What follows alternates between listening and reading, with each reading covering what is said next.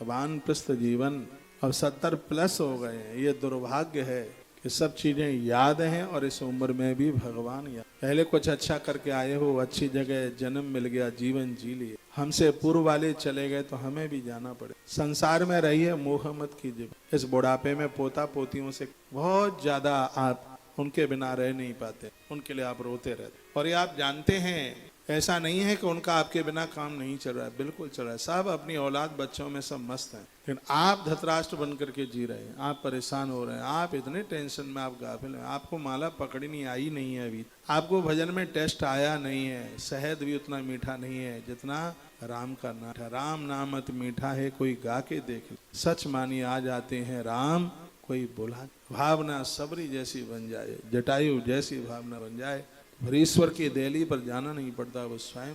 और मैं तो कहता हूं कि तुमने बच्चों की शादी कर दी, तुम संसार की जिम्मेवारियों से मुक्त हो गए, और अब आगे चिपकना ये तो मूर्खता भरा काम है। कोलू के बैल की तरह जीवन। बुढ़ापे में पति और पत्नी को अलग नहीं होना है, अपना बंटवारा नहीं कर। ऐसा हो जाता है कि बेटा एक तरफ, पत्नी बेटे की तरफ, एक बेटे की तरफ पति, नहीं, अपना बंटवारा नहीं। बुढ़ापे में ही तो आपको साथ साथ रहे, एक दूसरे का संग देना है। मनु जी महाराज को देखिए, श्री मनु जी महाराज जब घर छोड़ रहे थे तब माता शत्रुपा ने कहा, ये तो बच्चे तो अपनी औलाद में व्यस्त रहेंगे, ये तो सब अपना जीवन जिएंगे।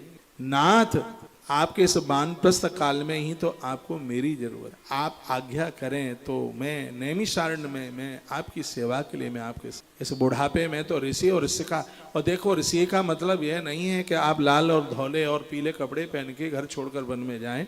इंद्रियों को बस में कर लेने का नाम ही ऋषि है। जितनी भी देवियां ऋषिका बनी है, संसार के भोगों से बाहर आइए, पति और पत्नी दोनों मिल गए, जन्म करें, सुबह खिलखिला करके हंसे, मुस्कुराएं, घूमें, टहलें, छत, कोई कुछ भी कहे, साथ नहीं छोड़िए, संग संग चल। कभी छत पर, कभी बगीचे में, कभी बाहर टेरिस पर बैठिए, दोनों एक कथा कहिए, दूसरी कथा सुन, आप देखेंगे कितना आनंद। आप अकेले भी हैं तो आप अकेलेपन का एहसास नहीं कर पाएंगे। धरती से जुड़ जाइए, आकाश अंबर से जुड़, गुरुजनों से जुड़ जाइए, भगवान से जुड़ जाइए, आपको अकेलेपन का एहसास ही नहीं होगा। और वर्तमान समय तो विज्ञान से भरा हुआ, कोई मोबाइल के बिना, तो मोबाइल में सब कुछ है, बस यूज करने का ढंग और तरीका आना। मैं कुछ बातें सूत और सौनक की बात मैं आपको कह रहा हूँ। कहते हैं कि जब श्री सूत जी महाराज आए, महात्मा सौनक 88,000 महात्मा खड़े हो गए और उन्होंने बड़ा आदर किया, बैठने को जगह स्थान, बैठ गए चरणों में। प्रश्न किया, क्या कहा, अज्ञान को मिटाने में तो आप करोड़ों सूर्यों के समान है। मम कर्ण रसायनम, हमारे कानों को अच्छा लगे कोई ऐसी कथा सुन। अभी आपने कथा लग करके सुनी है, 4 कथा हमने पहली बार अधिक मास में लग के कथा।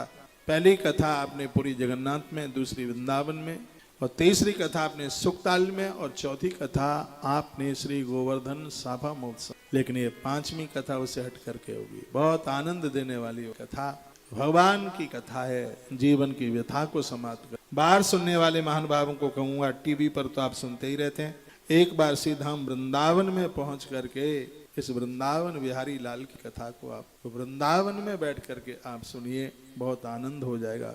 भक्ति ज्ञान विराग आप तो विवेको वर्धते महान, माया मोह निराशा वैष्णवे क्रियते कदम। भक्ति ज्ञान और वैराग्य को प्राप्त कराने वाली ये कथा वैष्णव लोगों को मोह से मुक्त करा देने वाली है। जिसको मोह से बचना है, धृतराष्ट्र बनने, गंधारी बनने से बचना है, वो इस भागवत की कथा का आत्मसात करे, आनंद।